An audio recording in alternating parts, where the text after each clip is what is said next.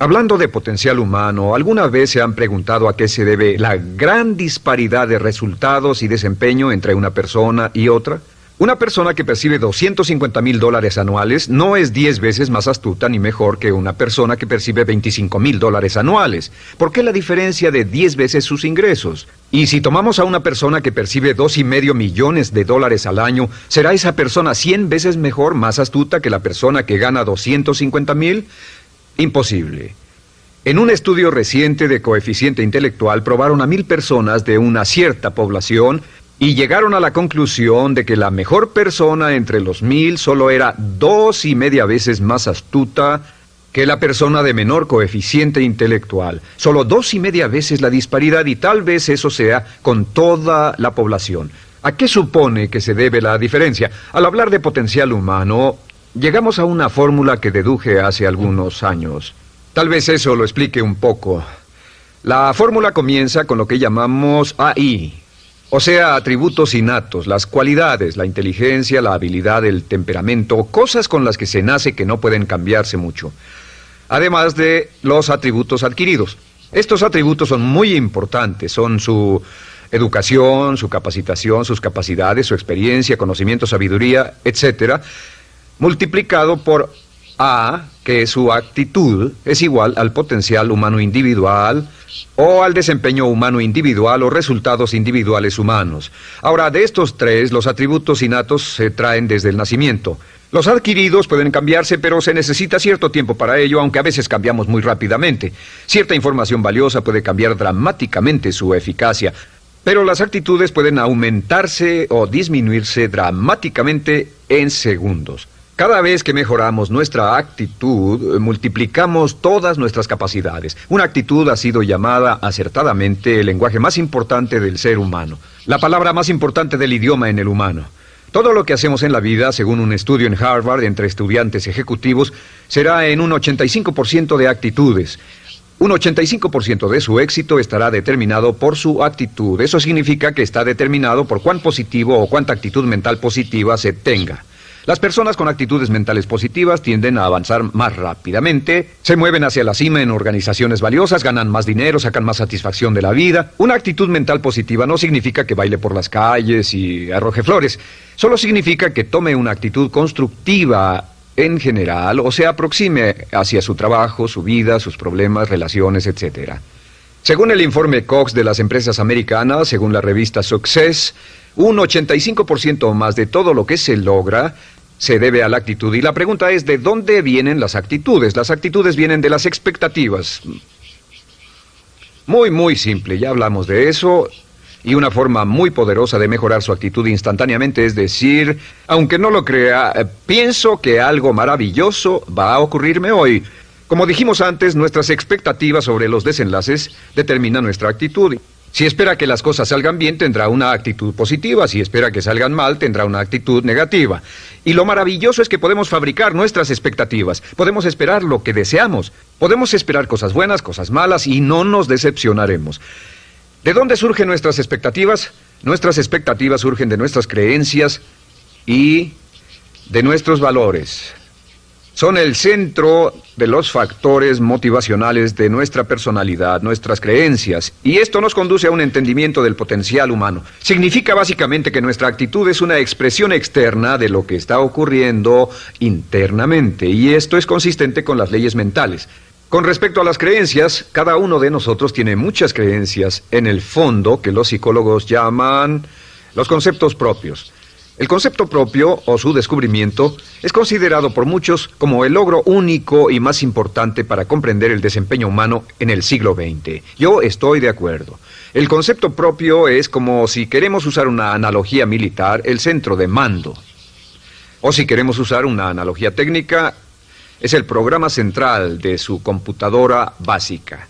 Es un grupo de creencias, valores, actitudes, sentimientos, ideas, etcétera, almacenadas en el fondo de nosotros y son el resultado de casi todas las experiencias que hemos tenido en la vida. Y algunos investigadores dicen que el concepto propio comienza a formarse aún antes del nacimiento, pero el concepto propio, una vez colocado, Precede, predice y determina sus niveles de eficacia y desempeño en todas las áreas de nuestra vida. El concepto propio se convierte en el centro de mando o el programa maestro. El concepto propio de este grupo de creencias determina lo que dirá, lo que hará, cómo actuará, cómo se siente y reacciona, etc. ¿Qué significa esto? Significa que todas las mejoras en su vida externa, todos los cambios en su realidad comienzan con un cambio en su concepto propio. Les voy a explicar lo que significa. Esta es una gráfica muy simple. Hablamos de potencial humano y decimos que la persona promedio usa un 10% o menos de su potencial. Según investigaciones, tal vez es mucho menos. El Instituto Stanford Brain en Santa Clara, California, estima que tal vez se aproxime a un 2%. Seremos generosos y diremos que la persona promedio usa un 10%. Significa que en los mejores casos, la mayoría, como usted o yo, no usamos un 90% de nuestro potencial. Uno de los mejores filósofos, Oliver Wendell Holmes, dice que la tragedia de la persona promedio es que llegan a la tumba con su música aún por dentro. Aún están funcionando con mucho menos de su potencial total. Y esto es el potencial humano. Sabemos que existe una relación directa entre el potencial humano y el concepto propio. Pero como nuestros conceptos propios o nuestras estimaciones de nosotros mismos generalmente son mucho menores de lo que debieran ser, nuestro nivel de desempeño y eficacia también es menor. Sabemos que nuestro concepto propio es altamente subjetivo. ¿Qué significa esto? Significa que el concepto propio, lo que pensamos que es cierto sobre nosotros mismos, no está basado en la realidad, está basado en información que hemos tomado y aceptado como cierto, hasta el grado en que creemos lo que sea de nosotros mismos y se vuelve cierto para nosotros porque actuamos de una forma consistente con ello. Algunas personas que leen sus horóscopos y creen en horóscopos predicen su futuro. Hay algunas personas que toman la crítica y las opiniones de otros a quienes ni siquiera respetan y hacen suyas esas ideas, dando un resultado muy negativo. Lo que piense, lo que acepte como cierto, se vuelve cierto para usted. También sabemos que como adultos tenemos una variedad de conceptos propios. Tenemos un concepto propio de cómo vestirnos, cuánto pesamos, lo que comemos, lo bien que podemos hablar en público, qué tipo de padres somos, qué tipo de hijos somos con nuestros padres, qué tipo de esposo o esposa somos, qué tipo de amante, de conductor. Lo interesante de manejar es que todos los hombres tienen un concepto muy positivo con respecto a esto. Las mujeres no entienden esto, pero los hombres nacen con un genio inherente para manejar. Todos los hombres son choferes excelentes. Si no lo creen, todo lo que tienen que hacer las mujeres que están viendo esto es pensar en la última vez que trataron de corregir la forma de conducir de un hombre y recordarán que no obtuvieron buenas respuestas. ¿Cómo respondemos ante alguien que desafía nuestro concepto propio, sugiriendo que no somos las personas que pensamos ser? Estamos a la defensiva, nos enfadamos, nos irritamos, es difícil que nos traten. Tenemos un concepto propio de lo creativos que somos, lo inteligentes, lo rápido que leemos, lo bueno que somos en los deportes, y si practicamos una gran variedad de ellos, tenemos un concepto propio para cada uno de ellos. Tenemos un concepto propio de lo bien que cocinamos, de lo bien que educamos a nuestros hijos, de lo bien que limpiamos nuestra casa, los autos que manejamos, etc. Y también de lo que valemos por lo que ganamos. Es muy interesante saber que nunca ganamos más del 10% de nuestro concepto propio en ingresos. Nuestro concepto propio determina nuestro nivel de ingresos. Este nivel de concepto propio se llama zona de confort. Y aunque querramos más dinero, veremos que la tendencia humana natural de todas las actitudes es luchar por lograr entrar a la zona de confort y luego quedarnos ahí. Si ganamos un 10% por encima de nuestro concepto propio de ingresos, tendremos una necesidad imperante de deshacernos de ese dinero. Lo donaremos, lo gastaremos en forma extravagante y hasta lo perderemos si recibimos demasiado. Las personas que ganan la lotería siempre están quebradas a los 2 o 3 años. Queman el dinero porque ese dinero está más allá de su concepto propio. Si gana 10% o menos de su nivel de concepto propio, se descubrirá luchando, trabajará más duro, más tiempo, pensará en forma más creativa, buscará diferentes formas para aumentar sus ingresos o sus segundos ingresos.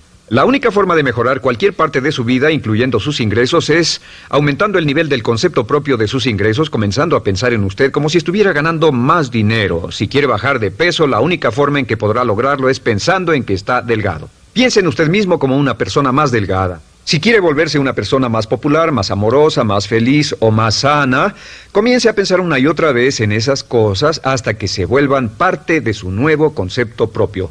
Hablaremos de eso más adelante. Es una parte esencial de la programación de su mente hacia el éxito. Su concepto propio global está determinado por el promedio de sus conceptos propios en las áreas que considere importantes. Ahora, su concepto propio está formado de 3 partes críticas. La primera parte del concepto propio es el ideal propio.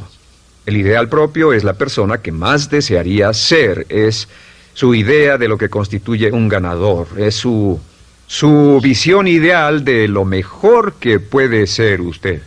Nada más, una de las cosas que sabemos de las personas con éxito es que las personas con éxito tienen ideales propios muy claros, ideales claros de quién quieren ser en el futuro.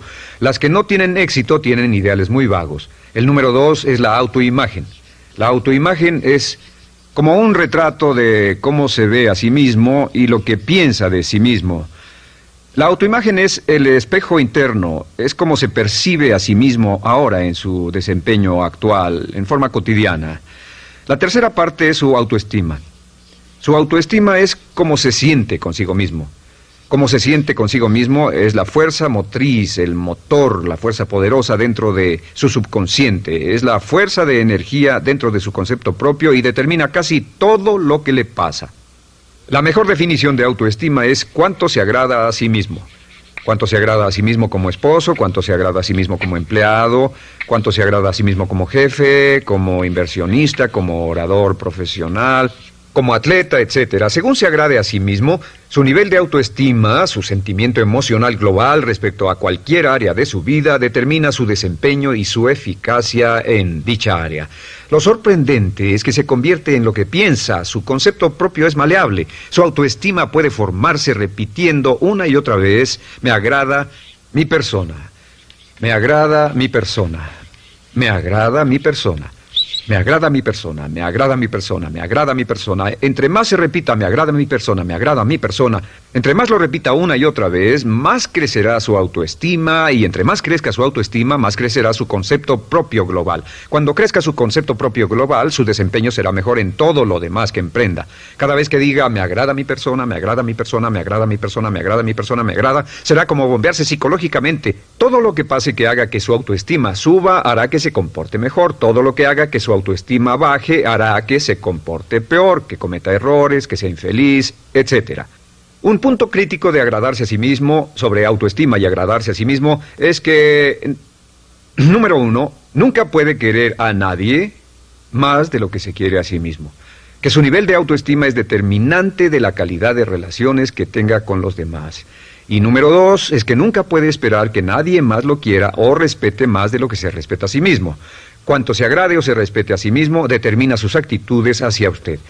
Todas las escuelas de psicología actualmente están de acuerdo en el hecho de que depende de lo que usted realmente se quiera y se respete a sí mismo como un ser humano valioso e importante, tiene efecto sobre todo lo que le pase. Cuánto se agrade a sí mismo, y lo que puede hacer es mejorar su autoestima diciendo me agrada mi persona, me agrada mi persona, me agrada mi persona, me agrada mi persona. Y esto nos lleva a la pregunta, ¿de dónde viene el concepto de autoestima? Y descubrimos que el concepto propio es maleable, puesto que no nace con este concepto propio, no nace con ninguna idea sobre sí mismo, no nace con autoimagen ni autoestima. Nace, en cierto modo, como potencial propio. Es la mejor forma de plantearlo. La persona promedio llega al mundo como potencial puro. Y no tiene el concepto propio de que todo lo que es ahora, todo sentimiento que tiene, toda actitud o valor, tuvo que aprenderlo en el transcurso de su vida. También sabemos que el niño llega al mundo con una necesidad imperante de amor y contacto. Y como una gran cantidad de investigaciones lo indican, necesitamos mucho amor y contacto durante toda nuestra vida, pero en especial durante nuestros años de formación, porque de niños aprendemos quiénes somos, cuánto valemos, si somos importantes, inteligentes, amorosos, chistosos. Todo esto lo aprendemos por la forma en que nuestros padres nos tratan. Si nuestros padres, nuestros parientes, tíos o tías, en especial nuestros padres, nos tratan como si fuéramos realmente importantes, crecemos pensando que somos realmente importantes, pero si nuestros padres no lo hacen, pasa algo más. Sabemos que los primeros años de vida son los más importantes para el desarrollo del concepto propio, que un niño comienza a partir de cero. El niño nace sin saber quién es él o ella. Son sumamente valiosos el primero, segundo, tercero, cuarto y quinto años de vida. Algunos psicólogos pensaban que eran los 5 primeros años, pero ahora dicen que son los 3 primeros años. En sus 3 primeros años de vida el niño aprende quién es y dicen que si se les da suficiente cantidad y buena calidad de amor en los 3 a 5 primeros años, los prepara usted de por vida. Los coloca en una base sólida de autoestima y confianza en sí mismos, valor e importancia realmente. Existe una relación directa entre la calidad y la cantidad de amor y el desarrollo de una personalidad sana. Entre más amor, amor incondicional, reciba un niño en sus años formativos, más fuerte será la base de su personalidad. El reverso de la educación es que casi todos los problemas de psicosis, neurosis, perturbaciones de la personalidad y problemas de comportamiento surgen de los problemas que se tengan con el concepto propio. Ahora observemos a los adultos. Aquí está nuestra personalidad adulta. Si nos observamos, podemos llegar a reparar nuestras bases, por así decirlo, repitiéndonos una y otra vez: me agrada mi persona, me agrada mi persona, me agrada mi persona, y llevamos ese concreto reparador hacia la base de nuestra personalidad. Los niños necesitan el amor como las rosas necesitan la lluvia. Los niños que carecen de amor a menudo mueren por escasez de amor.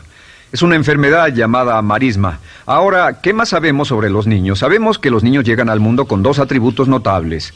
El primero es que no sienten temor. Los niños nacen sin temores. No temen a nada excepto a caerse y a los ruidos fuertes. Y esto se expresa en sus actitudes: yo puedo. Los niños llegan al mundo pensando que pueden hacer cualquier cosa, y quien haya criado a un niño hasta la edad de 3, 4 o 5 años sabe que debe pasar esos primeros años evitando que se maten, porque son como pilotos japoneses, porque no le tienen miedo a nada. Su segundo atributo es que llegan al mundo totalmente espontáneos. Dicen lo que quieren, hacen lo que quieren, son totalmente desinhibidos. Totalmente. Ellos no temen hacer nada de lo que desean, y esto se expresa en su actitud: no quiero. No tengo que hacerlo. Si ha tratado de controlar a un niño, lo habrá visto. Lo primero que dicen cuando comienza a darle órdenes, lo primero que aprenden es: no tengo que hacerlo.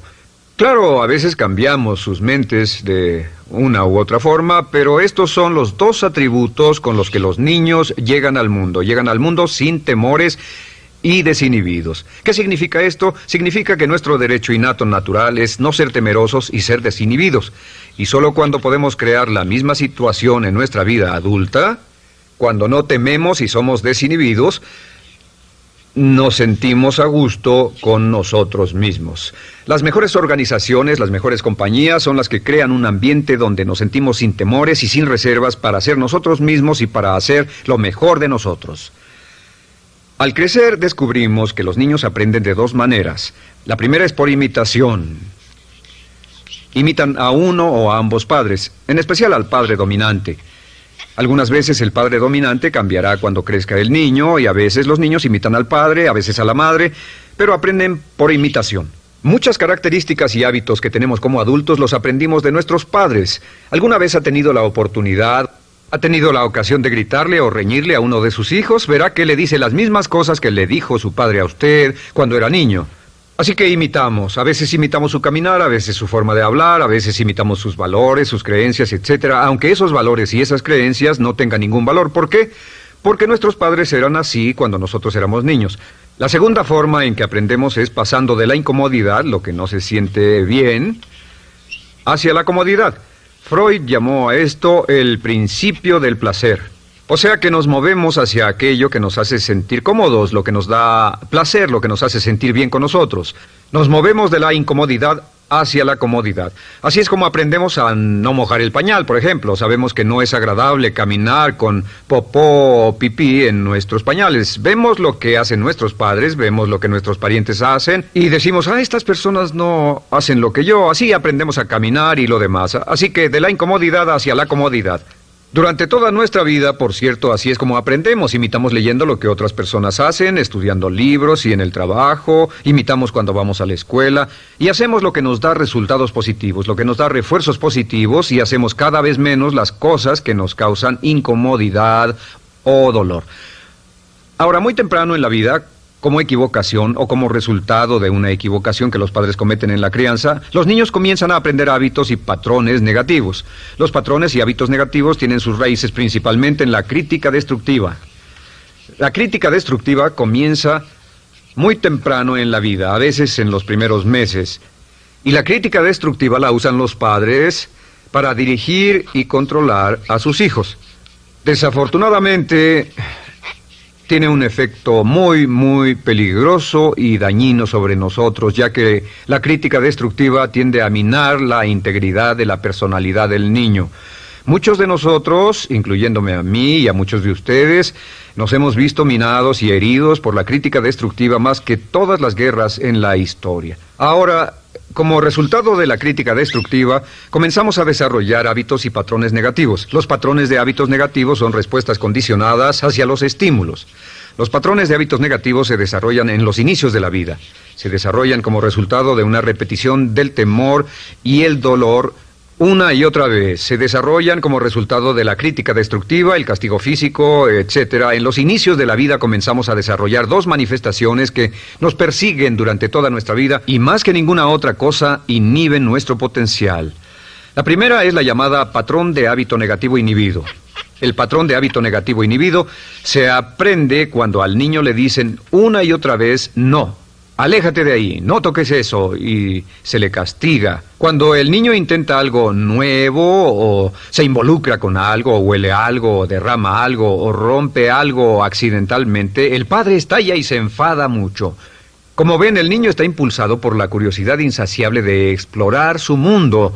Y lo que pasa es que cuando lo explora o se interesa y echa a perder algo, si el padre reacciona golpeando al niño, el niño comienza a pensar cada vez que intento algo nuevo, cada vez que intento algo diferente, cada vez que voy más allá de mis límites, cada vez que me salgo de mi zona de comodidad, cada vez que no juego sanamente, me golpean, me castigan, me lastiman, me envían a mi alcoba y me siento mal. Y muy pronto el niño desarrolla el sentimiento de no puedo, no puedo.